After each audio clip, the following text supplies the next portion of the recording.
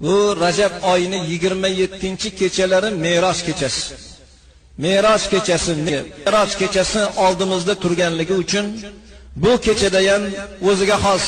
yaxshi bir tavozu bilan ibodatda bo'lishlik, Alloh qodir qilguncha Allohning rizoligini qidirib, Allohdan iltijolar qilib, gunohlarimizni mag'firatini Xudodan so'rab, xufton namozidan keyin A'uzu billahi minash shaytonir rojim, bismillahir rohmanir rohim deb 7 marotaba sura-i Fotihani o'qib, zikr tasbihlarni aytgandan keyin Yaratganning dargohiga qo'llarimizni ko'tarib, Allohdan nima talabinglar bo'lsa, Allohdan nima istaginglar bo'lsa, xatolarimizni, gunohlarimizni mag'firatini Xudodan so'rab, o'ziga qodir bo'lguncha ibodat qiladigan kun mana shu kelayotgan Me'roj kechasi,